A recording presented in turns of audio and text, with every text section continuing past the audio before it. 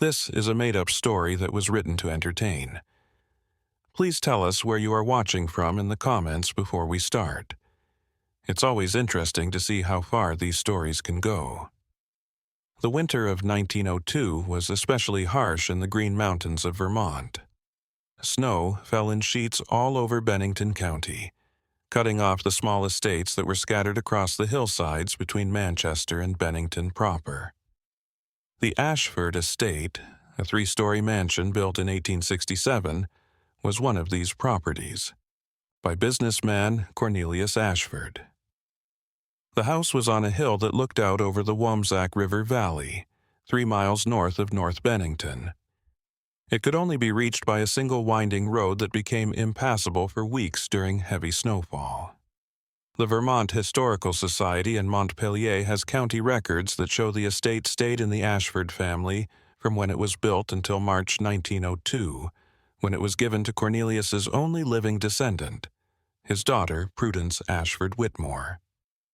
After he died in October of the year before, Prudence was 37 years old when she inherited.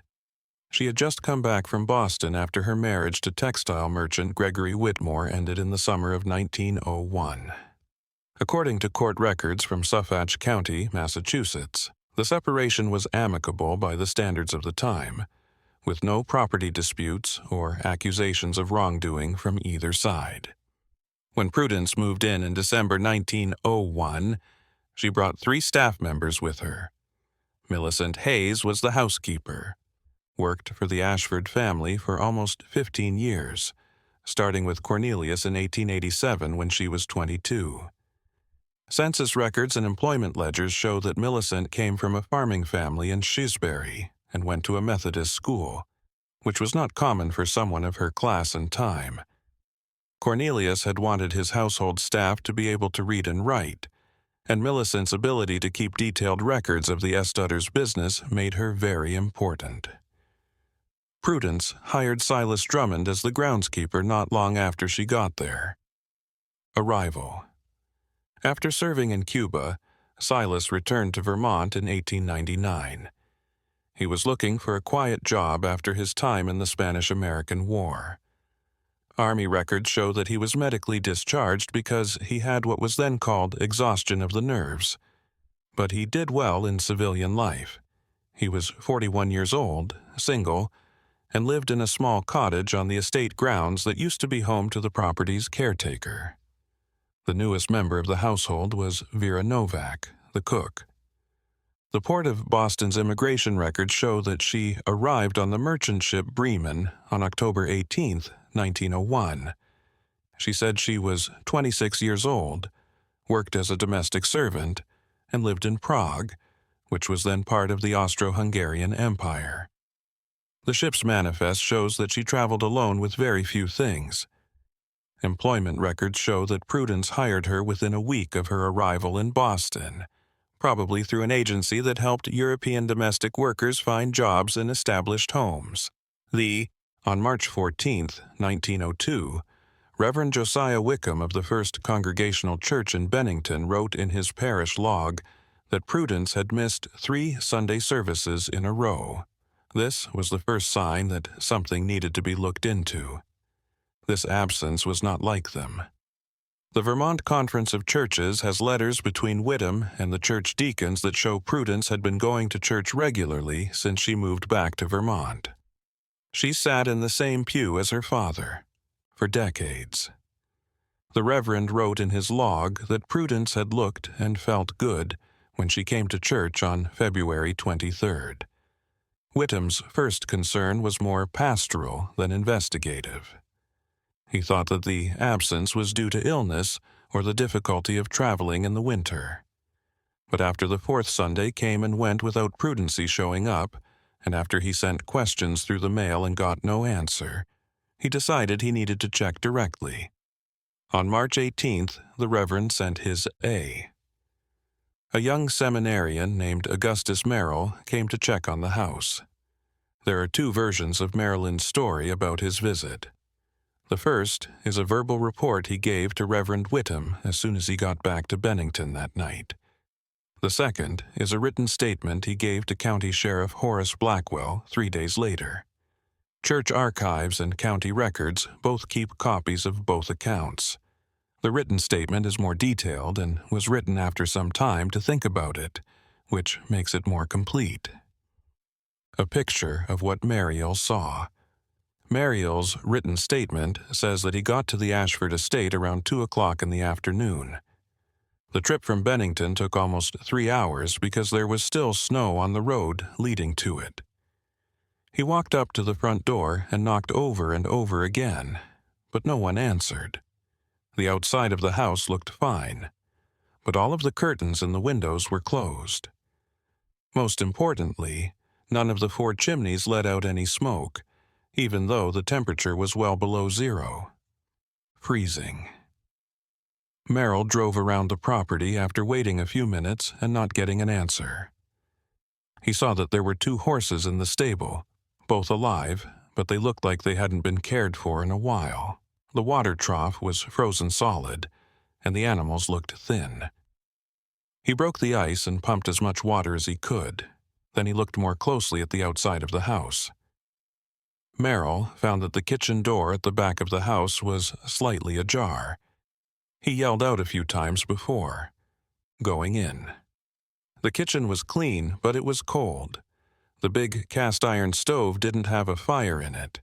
Clean dishes were stacked on shelves. An empty pot hung on a hook. Everything looked like a normal household, but the temperature inside was the same as the temperature outside. Mariel walked through the servants' quarters next to the kitchen. There were signs that someone had recently been in Millicent's room. The bed was made with the same care as the military. A small dresser held personal items, a hairbrush, and a hand mirror. There was a Bible on the nightstand, closed, but with a ribbon marking a spot in the Psalms. There was nothing that made them want to leave quickly or be upset. The dining room in the main house was more disturbing. There were 4 places set at the table. The plates had what looked like a meal that had been partially eaten and was now frozen solid. It was clear that the food had been there for days, maybe even weeks. Mariel said that the way the 4 diners left the table without clearing it seemed planned, as if they had all stopped eating at the same time. Glasses for wine stood at each place setting, still full of dark, frozen liquid. The library and parlor on the ground floor looked like they hadn't been disturbed. Books stayed on the shelves. There was a folded-up newspaper from February 27, 1902, on a side table in the parlor. Ash stayed in the fireplace for a long time after it had cooled down. The only things that seemed wrong were the cold and the fact that people had left. As Marilyn talks about going up to the 2nd floor, her report gets longer and less organized. He found 3 bedrooms that were being used.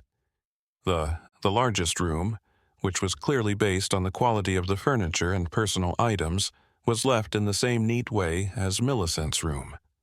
A wardrobe was open, and you could see dresses and coats still hanging up. Nothing had been taken away quickly. Personal items, like jewelry boxes, perfume bottles, and what Mariel said was a lot of cash in a small wooden box, stayed on the vanity. Mariel thought the 2nd bedroom belonged to Vera because of the things in it. Suggesting that it came from Europe, had fewer personal items, but was still neat. There was a small trunk at the foot of the bed that was closed but not locked. Mariel found clothes and a few books inside that he thought were in Czech or German, 2 languages he couldn't read. The 3rd bedroom looked like it was ready for guests, but there weren't many signs that it had been used. Mariel was confused because he knew from church records that Silas Drummond lived in the groundskeeper's cottage instead of the big house.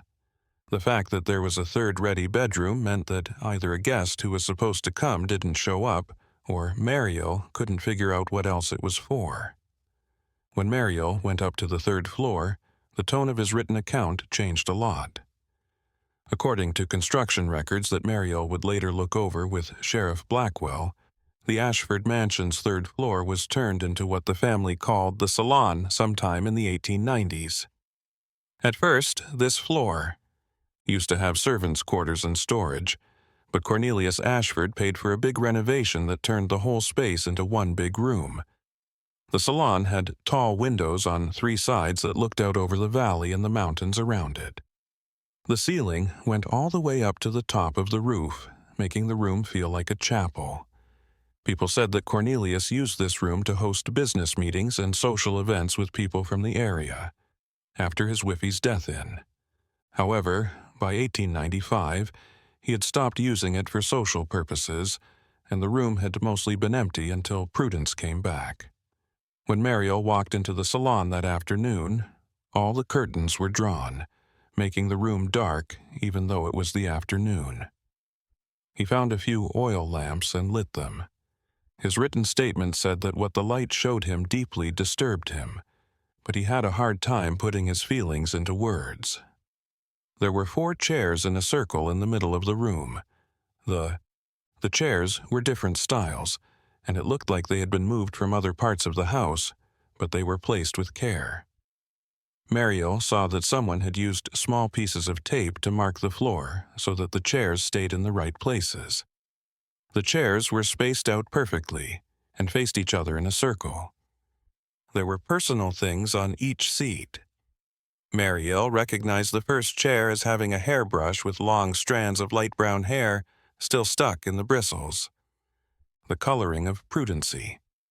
There was a leather journal on the second chair that was closed, but had a ribbon marking a place. Merrill had seen Millicent wearing wire-rimmed glasses in church, and the third chair had a pair of them. A small cloth bag was on the 4th chair. When it was carefully opened, it was found to contain dried herbs of some kind that smelled good even in the cold air. The walls were even more disturbing than the arranged chairs. Marilyn said that someone had put papers on almost every surface, pinned papers to every available surface with common household pins. The papers came in different sizes, from small notes to big sheets. There was writing in what looked like at least 3 different hands, but the content and organization were hard to understand right away. Some pages had just one word written over and over again, filling the whole page. Mariel gave examples like the word silence written in neat rows about 200 times and the word threshold written in bigger and bigger letters until it took up the whole page. Other papers had diagrams that looked like architectural plans but had proportions that didn't make sense. It was impossible to connect rooms in the drawings. Stairways led to places that could not exist within the known structure of the house. Still, other papers contained what might have been attempts at transcribing conversations with alternating entries marked by different hands. These fragments included exchanges like M asks, "How long must we continue?" V responds until the boundaries dissolve. P confirms she senses the approaching threshold. S says nothing but nods. Another read 11th session. Duration 4 hours, 17 minutes. All report the same displacement. The room has changed. We have changed. Mariel did not remain in the house long after discovering the salon. His written statement concludes with the observation that the atmosphere in that room affected him in a way he found difficult to describe. He notes that standing in the center of the circular, the way the chairs were arranged made him feel what he called profound disque, as if the space itself had changed in some way that he couldn't understand. He gathered the journal from one of the chairs, extinguished the lamps, and left the house. He returned to Bennington and reported his findings to Reverend Whittam, who immediately contacted County Sheriff Horace Blackwell. The official investigation commenced the following morning. Sheriff Blackwell was 53 years old at the time, a former Army officer who had served in the Civil War as a young man and had held his current position since 1889. People thought of him as a methodical but not very creative investigator. His approach to the Ashford case reflected these qualities. He assembled a team of 4 deputies and conducted a systematic search of the property over 3 days from March 19th through March 21st. Blackwellig's official report archived in the Bennington County Clerk's office provides a detailed inventory of the property's condition. The search of the grounds revealed no signs of disturbance beyond what weather and time would naturally produce. The outbuildings, consisting of a stable, a tool shed, and the groundskeeper's cottage, contained no evidence of recent activity aside from the suffering horses that Merrill had already discovered and attempted to help. The groundskeeper's cottage presented a scene similar to the main house. Silas Drummondon's few possessions remained in place. He made his bed well. A half-finished letter lay on a small writing desk dated February 26th, sent to a sister in Rutland, but never finished. The letter's visible text discussed routine matters of weather and work, giving no indication of distress or unusual circumstances. Most significantly, Blackwell's search team found no bodies, no signs of violence, no indication of forced entry or theft, and no clear evidence of where the 4 residents had gone. All valuables remained in the house. There were different amounts of money found in different places. Jewelry boxes were undisturbed. Even basic necessities like warm clothing and winter coats hung in their proper places. The investigation focused considerable attention on the 3rd floor or salon. Blackwell hired Chester Wilcox, a photographer from Rutland who specialized in taking pictures for court cases, to go to the site and make a permanent record. Wilcox arrived on March 22nd and spent the entire day photographing the room from multiple angles. These photographs preserved in the Vermont State Archives. In Montpelier show the circular arrangement of chairs and the wall coverings in remarkable detail, given the photographic limitations of the era. The pictures back up what Marilyn said and add information that his words didn't cover. You can see exactly where the chairs are and the tape marks on the floor. In the pictures, the walls covered in papers make for an almost overwhelming visual effect. Blackwell told everyone to take down all the papers from the walls and take them to the county office for a close look. This took a full 2 days. Before taking them away, deputies carefully marked the position of each paper. They gathered 347 different documents, from small notes to big sheets of drafting paper. Blackwell and a clerk named Tobias Green, who was trained in document examination, looked at these papers and found that they were written by at least 3 different people. The handwriting analysis, while not as advanced as contemporary forensic document examination, could figure out basic patterns. One hand was identified as almost certainly Prudence's, and this was confirmed by comparing it to her signatures on legal documents. It was thought that another hand belonged to Millicent's because it looked like the household accounts she had kept. People thought that the 3rd hand belonged to either Vera or Silas, but it wasn't clear who it belonged to. The content of these papers ranged from boring household notes from December and early January to entries from February and early March that were getting more and more broken up. The writer's mental health is getting worse. One document that stood out was a log of some kind that went from January 12th to February 28th, 1902. Every day, and sometimes more than once a day, entries were made. The handwriting in the first log entries was neat and orderly, which suggests that the person was keeping careful records. The entries recorded what were called sessions, with exact notes on how long they lasted, what the weather was like, and what the person thought. The entry from January 15th says, "The method requires absolute consistency in all elements. They met at 9 o'clock this evening after dinner. M suggests we extend the duration beyond the initial 30 minutes. Everyone agreed. The room stayed at 58 degrees Fahrenheit the whole time, and there were no outside light sources. After 7 minutes, there was complete silence." By the end of January, the entries were more detailed in describing subjective experiences. An entry from January 27th says, "Ninth session duration now extended to 1 hour. 40 minutes. The dark becomes more than just a lack of light. It gets a presence. All participants say they are more aware of spatial dimensions. It seems like the room's walls aren't very clear. V says that this is normal at this point in the process. She says to keep practicing and do it more often. The tone of the entries from early February changes a lot. The writing gets less neat and the content gets more broken up. On February 10th, it said, 5th consecutive evening. The gaps between awareness seem to get shorter. S says they feel the same way about time distortion. Duration is now more than 2 hours, but it feels both longer and shorter at the same time.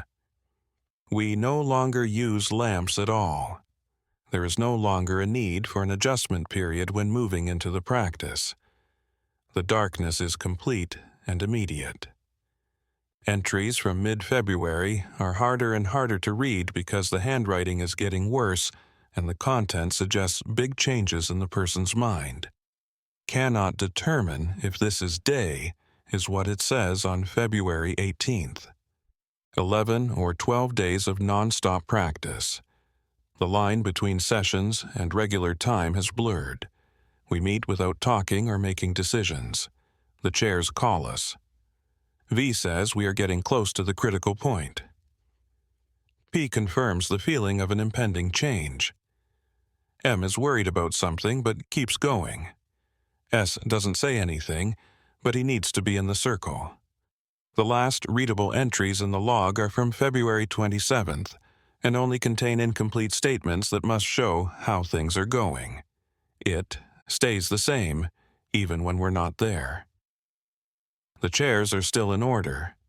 We go back because we have no other choice. The area has changed. We are not the same anymore. The limit is getting closer. V knows what's out there.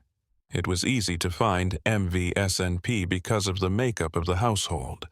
The initials stood for Millicent Hayes, Vera Novak, Silas Drummond, and Prudence Ashford Whitmore in that order.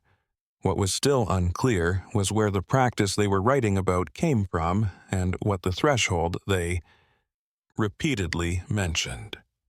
The journal that was found on one of the chairs turned out to be the best source of information about what happened before the disappearances. The journal belonged to Prudence Ashford Whitmore, as shown by comparing her signature on estate documents and by specific references to family matters that only she would know. The journal started in November 1901, not long after Prudence got full ownership of the estate after her father's business was settled. The first few entries are about how she got used to life in Vermont again after living in Boston for a long time. The difficulties of taking care of the property in the winter, her relationship with the staff, and her sadness over her father's death. The tone is thoughtful but calm, showing that the woman is smart and is dealing with big changes in her life while staying calm.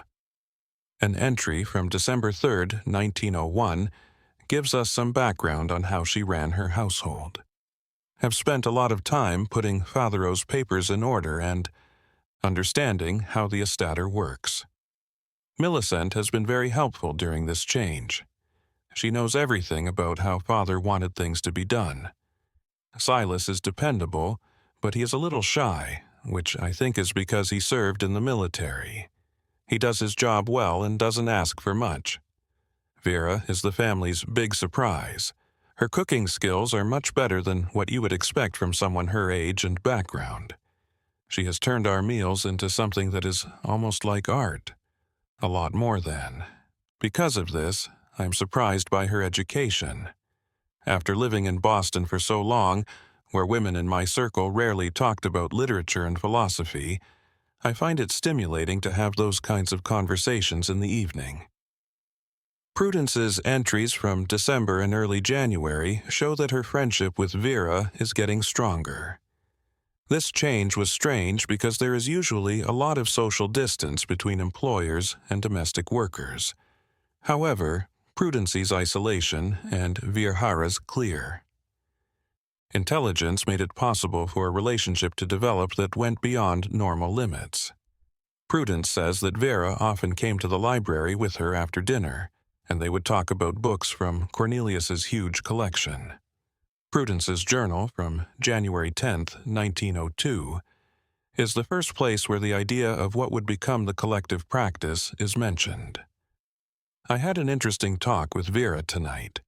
When she came in, we were talking about different philosophical ways to think about consciousness and perception. Talked about a method she said she had learned about in Prague. She said that some groups use it as a way to observe things together, that are interested in finding out what the difference is between normal awareness and what she called expanded perception. She said that the idea is for 4 people to sit together in total darkness and silence with the goal of seeing things that are outside of their normal range of sensory experience.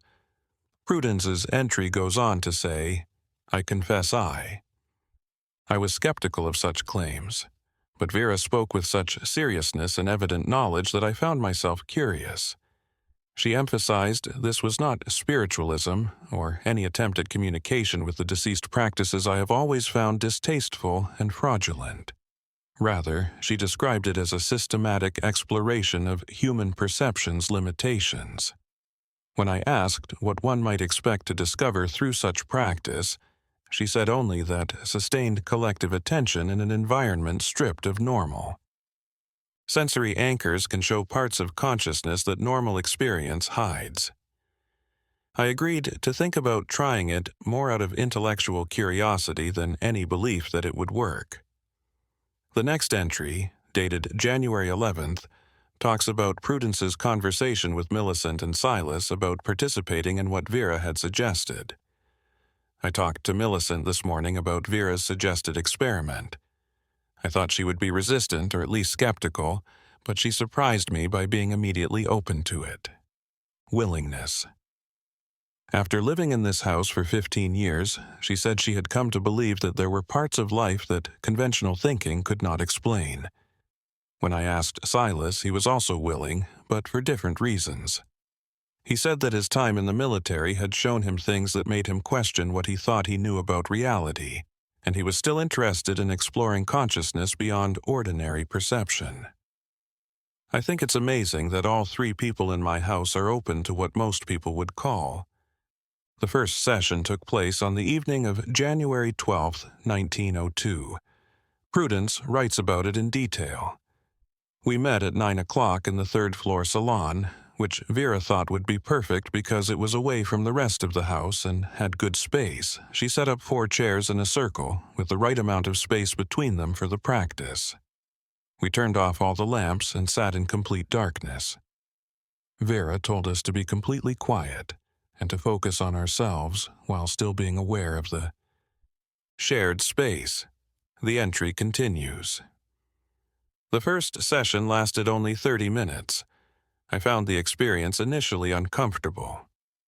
The darkness was more complete than I had anticipated, and the silence, when finally achieved, after the small sounds of settling ceased, was almost oppressive. Yet, as the minutes passed, a subtle shift occurred. My awareness of the others in the room became more acute, despite the inability to see or hear them. By the session's conclusion, I felt I could sense their exact locations and even something about their mental states. When we relit the lamps, all 4 of us had similar experiences.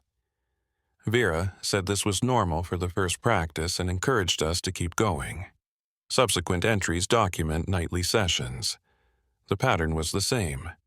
We met at 9 p.m., stayed completely dark and silent, and gradually increased the length of the sessions as all 4 of us got more comfortable with the practice. Prudence kept her clinical observational tone when she described the experiences, but subtle changes in her entries suggest the practice was affecting her more profoundly than she initially acknowledged. An entry from January 28th includes detailed observations. The sessions now regularly exceed 1 hour. The initial discomfort has transformed into something I can only describe as heightened presence. One becomes acutely aware of the smallest sounds, the house settling, wind against windows, even the sound of one's own breathing and heartbeat. Yet these sounds do not disturb thee. They don't just practice, they become part of it. More importantly, they develop a sense of spatial awareness in complete darkness. I have found that I can accurately gauge the dimensions of the room and the positions of the other 3 participants. Vera says this shows that the practice is progressing as planned. Early February entries show that sessions were happening more often and lasting longer. By February 7th, Prudence says that they were having sessions every night without fail and that they were lasting more than 2 hours. More importantly, she starts to talk about experiences that made her think the practice was having effects that went beyond just making her more aware of her senses. February 9th entry. Last night's session lasted 2 hours and 40 minutes. I experienced something I'm having trouble putting into words. At about the 90-minute mark, I entered a state where I wasn't sure where my body was. I was aware of sitting in my chair and of being in the whole room at the same time. When the session was over, all 4 of us described similar. Vera called this the start of boundary dissolution. She said we were getting close to the point where individual consciousness starts to see its connection to the collective awareness we are building through the practice. There is a big gap in Prudence's journal between February 11th and February 17th. When entries start up again, the handwriting is much less controlled, and the content has changed from clinical observation to expressions of deep psychological disruption. February 17th entry. I haven't written in this journal because the sessions have taken up all my time and energy. We now meet every night without talking or planning. The practice has become mandatory in a way that I can't fully explain. None of us has suggested stopping. The experiences during sessions have gotten so intense that I can't describe them well. The feeling of boundary dissolution that Vera talked about has gotten so strong that I can't always tell the difference between my awareness and that of the others when we're in the circle. The darkness in the room has changed from just being a lack of light to something that helps us see. The entry goes on to say that she feels like her sense of time and space is very distorted. The sessions go on until after midnight. Now, time acts strangely during the practice. What feels like hours may only be minutes, or minutes may stretch into hours that she feels like she's been there for hours. More disturbing is that the effects of the practice last beyond the sessions. I can't focus on everyday tasks. The house itself seems different. Spaces seem to have changed size. Hallways seem to be longer or shorter than they should be. Rooms feel bigger or smaller. Millison has said he feels the same way. Silas has stopped doing his outdoor chores. We are all drawn to the 3rd floor, to the circle of chairs, even during the day. The entry for February 22nd shows even more decline. We had a session. We didn't sleep at all last night. The line between the practice and normal consciousness has basically disappeared. I don't know where one ends and the other begins anymore. During yesterday's session, I felt like I was both in the room and somewhere else at the same time. The room itself seemed to go beyond its physical walls. Vera says this means we are close to the threshold she has always talked about, but never fully defined. She says we'll understand when we cross the threshold. The penultimate entry in Prudence's journal, dated February 26th, shows that she is completely absorbed in the practice. Time has lost its coherent meaning. Days and nights blur together. We meet in the circle without needing to talk about it. The chairs must stay in their exact positions. If they move, we all feel immediate and severe discomfort. The room has changed. That's the only way I can describe it. The physical structure is still there, but the space it holds has changed. Vera says the threshold is near. All 4 of us can feel it. There is both excitement and fear. Fear doesn't seem like the right word to describe the feeling, but we are getting close to something that will change how we think about existence itself. The last entry in Prudence's journal is a single line from March 1st, 1902. Tonight we cross. Vera knows the way. There is nothing after this. Sheriff Blackwell's investigation tried to learn more about Vera Novak's background than the first inquiries had. He called the immigration office in Boston and asked for any information they had about her entry into the country. The paperwork was thin. The Bremen ship's manifest said she was traveling alone with little luggage and about $40 in American currency. There was no information about what she did or where she lived in Europe before she left. Blackwell also called authorities in Prague through diplomatic channels, asking for any information about collective observation techniques or groups that used similar methods. The response received in May 1902 was not very helpful, other than confirming that different esoteric groups had operated in Prague and other major European cities during the late 19th century. The letter from Czech officials said that these groups usually worked quietly and left little documentary evidence. They also said that practices involving prolonged sensory deprivation. Various philosophical and psychological groups had looked into it, but most people thought the experiments were not very useful and could be dangerous. The search for the 4 missing people went on through the spring and summer of 1902. Notices were posted in train stations all over New England and as far away as New York City and Montreal. Law enforcement agencies in nearby states were given descriptions and photos. The case got a lot of attention in newspapers from Boston to Burlington, which got some public interest but didn't lead to any useful leads. None of the 4 had used their bank accounts since late February. Prudence had accounts at 2 banks in Bennington, but neither showed any activity after February 22nd. Millicent had a small amount of savings at a different bank, which also hadn't been touched. Silas didn't have any banking arrangements. He was paid in cash and kept his money in his cottage. The exact amount present at the time of his disappearance was. No one knows how much, but it couldn't have been a lot. Vera Novak didn't have any known banking relationships. The investigation showed that Prudence paid her cash every month, and she didn't seem to have spent much. There was no evidence that she had sent money abroad or saved up a lot of money. The estate was sealed by order of the county until June 1902, when distant relatives of Prudence, specifically a cousin named Harold Ashwood, who lived in Albany, New York, asked to settle the property as part of the presumed estate.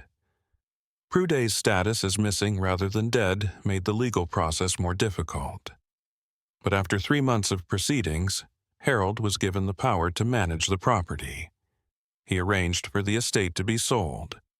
The buyer was Wallace Hricks, a textile manufacturer from Springfield, Massachusetts, who bought the property in August 1902 for a price much lower than market value because of its history. Hendricks planned to use the house as a summer home for his family.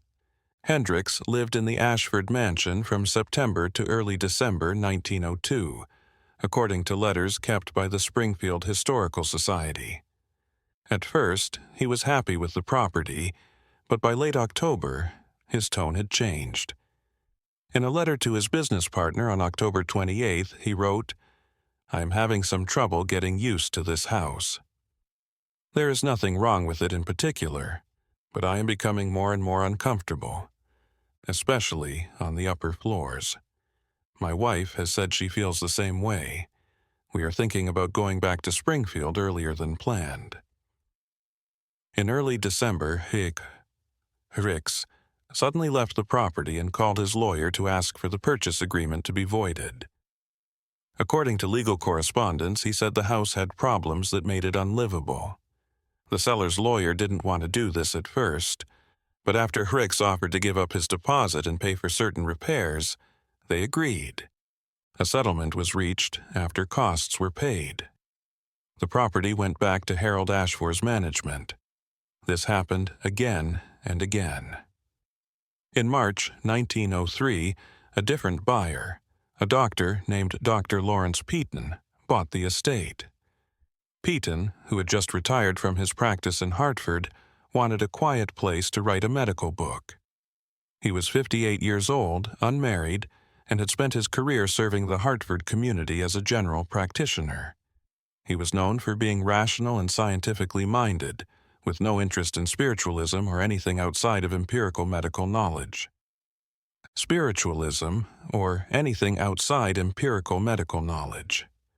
Peton's correspondence with colleagues preserved in the Hartford Medical Society archives documents his experience at the Ashwood mansion in detail.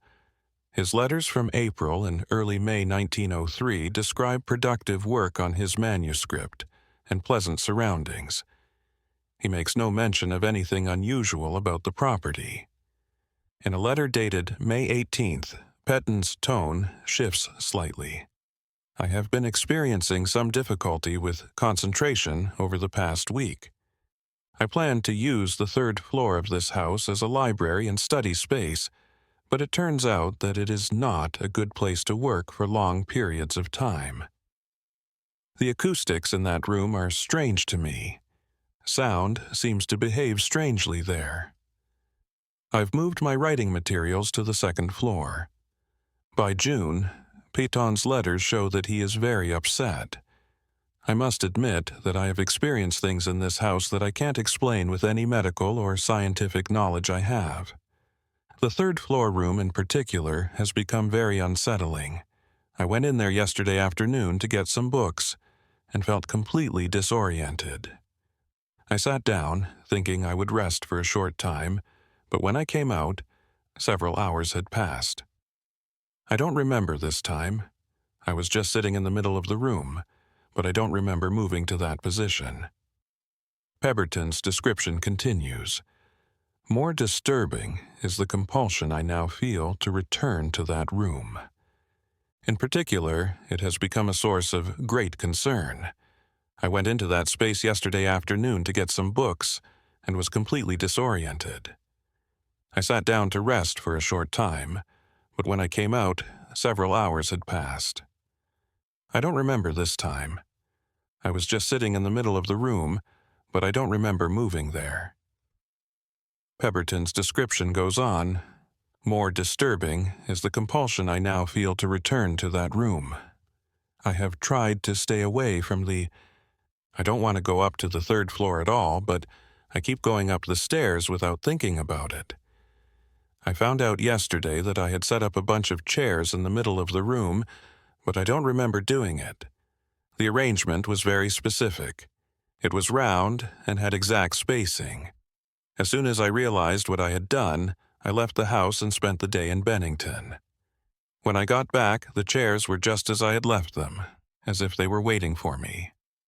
Peton's last letter from the Ashwood mansion, which was written on July 3, 1903, is very short. I am leaving this property today and will never come back. I think the house should be torn down, or at least the third floor should be permanently sealed off. Something happened in that room in the winter of 1902 that still exists today. I cannot adequately articulate it, except to state that specific environments can be modified through prolonged human engagement in manners that surpass our existing scientific comprehension. The people who lived there before found something in that room and that. Something has not left with them. I strongly advise against anyone living in this house until the issue is fully looked into and fixed. No serious efforts were made to sell or live in the Ashwood mansion after Peton left. For almost 20 years it was empty. People who lived nearby stayed away from the property. People talked about the house being cursed or haunted, but educated people usually thought these stories were just superstitious reactions to an unexplained disappearance. A fire of unknown origin completely destroyed the building in 1923. Reports from Bennington firefighters who went to the scene say that the fire started on the upper floors. When they got there, the whole third floor was on fire. Even though it was winter and there was snow on the ground, the fire burned with unusual intensity. In less than 6 hours, only the stone foundation and chimney structures were left. The fire investigation, as it was, found that the cause could not be found out.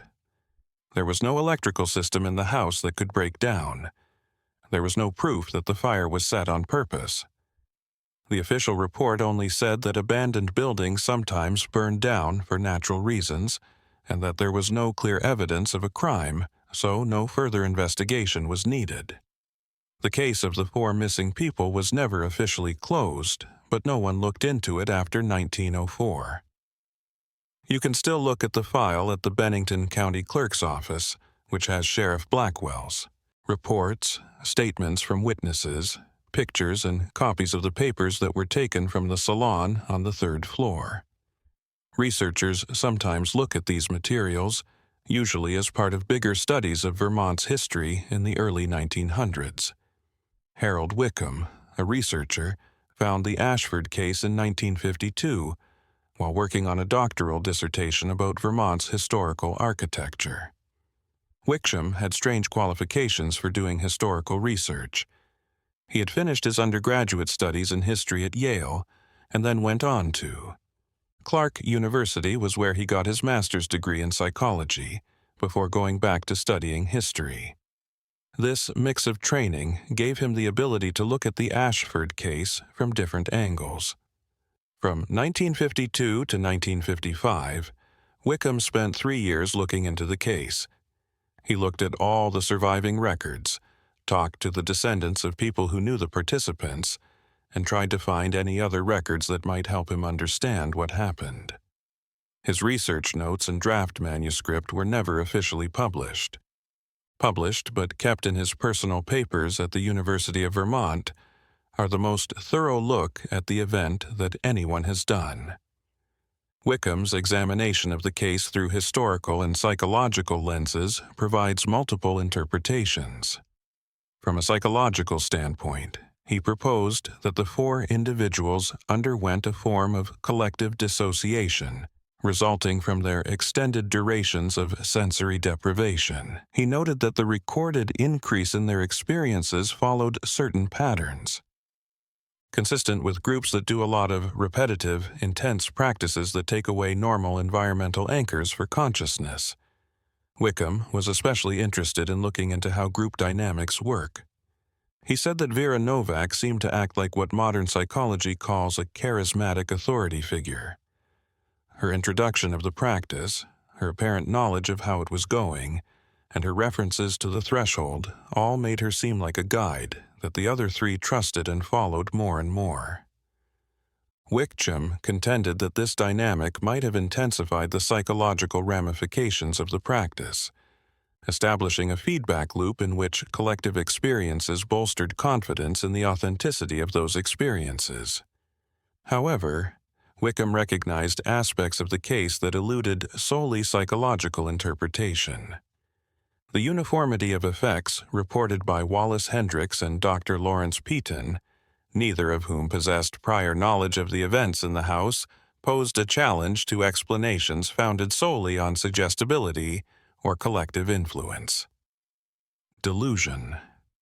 Both men said they felt disoriented, time distorted, and compelled to move chairs to the center of the room on the 3rd floor. Even though he didn't know how the previous tenants lived, Wickham's notes have a section where he talks about what he calls environmental imprinting. He suggests that prolonged human activity of adequate intensity may transform a space in ways not yet comprehended by science, resulting in what he refers to as residual patterns that influence subsequent occupants, people who live there. He admits that this speculation goes beyond what is usually accepted in psychology, but he says that the Ashwood case shows that these kinds of frameworks are needed. Wickham went to the site of the Ashwood mansion in 1954. At that point, 51 years had passed since the people went missing and 31 years since the fire. The foundation was still there, but it was getting harder to see because of the plants. Wickham spent a few hours at the site taking pictures and measurements. In Wickham's notes from that visit, which took place on September 12, 1954, show that he had a bad time. I stood where the 3rd floor would have been, above the rest of the foundation. The weather was nice and clear in the afternoon, but standing there made me very uncomfortable, and the longer I stayed, the worse it got. It wasn't fear, but a deep sense of wrongness, as if that space was still somehow different, even though there was no structure there at all. I wanted to leave, but also feeling a slight urge to stay and sit down on the ground where the room would have been. I fought this urge and left after about 15 minutes. The feeling went away when I moved away from that spot. In early 1955, Wickham stopped working on the Ashwood case. He wrote in a letter to his dissertation advisor on February 8, 1955, "I have decided to stop this line of research and go back to more traditional historical topics."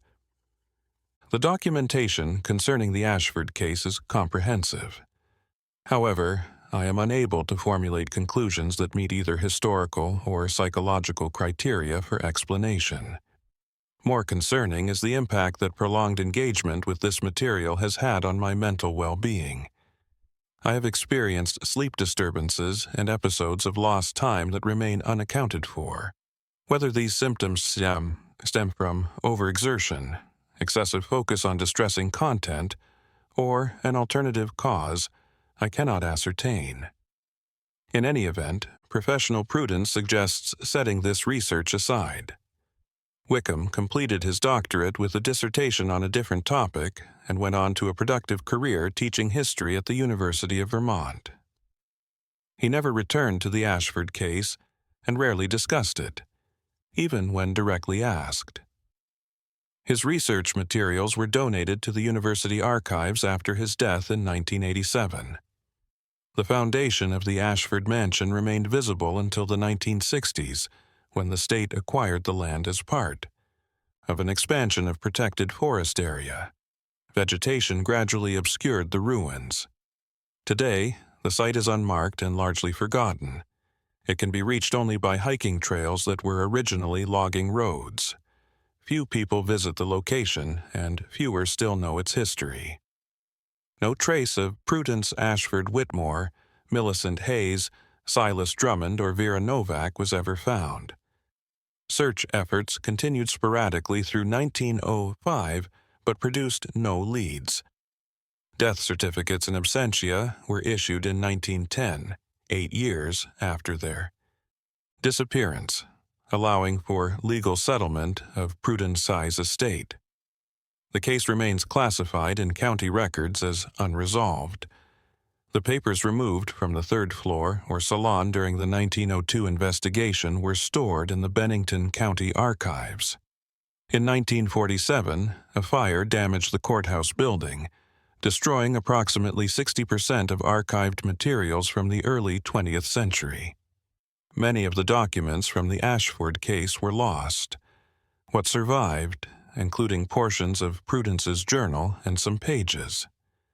The Vermont Historical Society in Montpelier has a restricted collection of these materials, which come from the session log. To get to these materials, you need to write a letter explaining why you need them and get permission from the collection curator.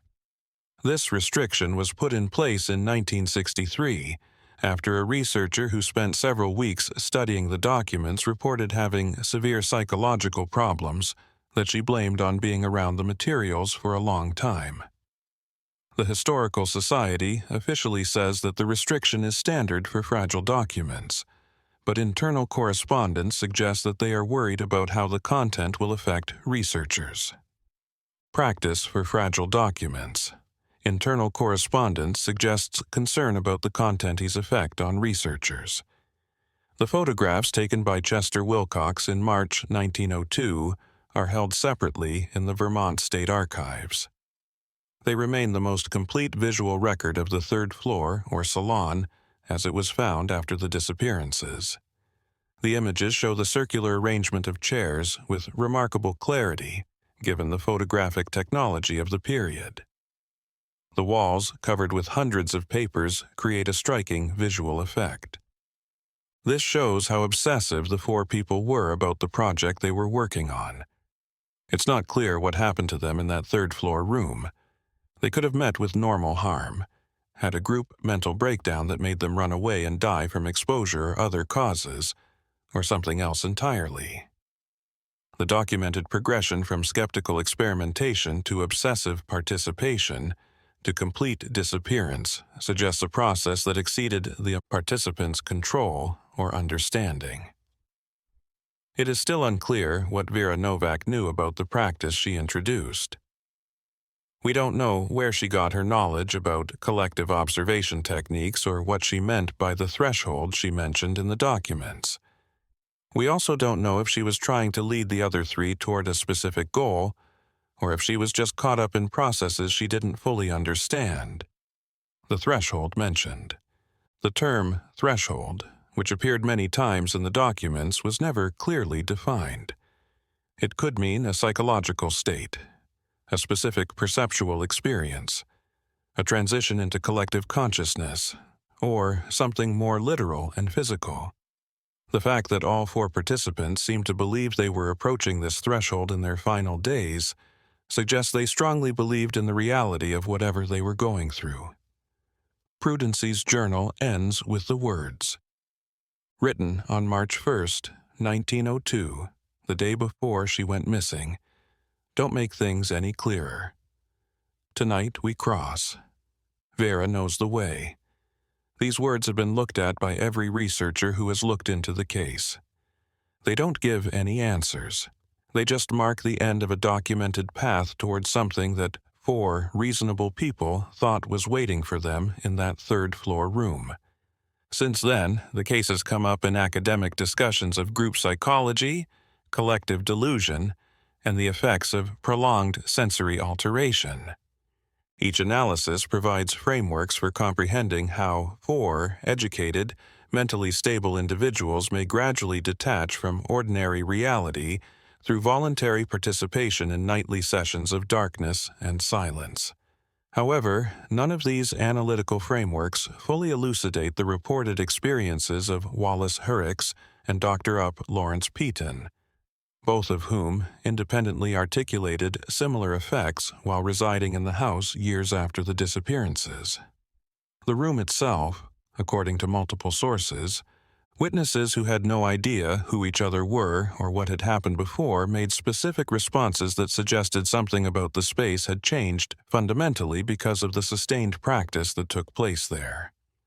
The Ashford mansion was empty for 21 years after the disappearances, until a fire destroyed it completely.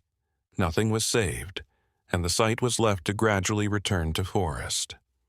Within a generation, the events of the winter of 1922 had faded from active memory, becoming, at most, a footnote in local history. A strange case that has never been solved from a long time ago. What is left are documents stored in archives, witness statements written in fading ink, photographs of an empty room with chairs arranged in a circle, and walls covered in papers with thoughts that are becoming more and more fragmented. Researchers can request access to these materials through the right channels.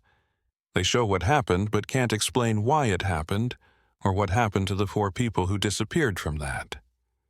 The questions remain because the evidence does not provide clear answers. 4 people went missing without a trace in circumstances that were hard to explain. They left behind detailed records of their activities in the weeks leading up to their disappearance. They said they were going through deep changes in their consciousness and perception. They thought they were getting close to some kind of threshold that would lead to a fundamental change. It is impossible to know for sure if the threshold was real, if they crossed it, or what was on the other side. The silence that Prudence, Millicent, Silas, and Vera sought in that upper room more than a century ago has become permanent. Whatever they discovered or thought they discovered during those long nights of darkness went with them into that same silence. The case file is still available for those who want to look at it. The surviving photographs can be seen at the State Archives. Archives. People who are willing to hike several miles through what is now protected forest can still get to the site where the house stood. None of these sources answer the important questions the case raises.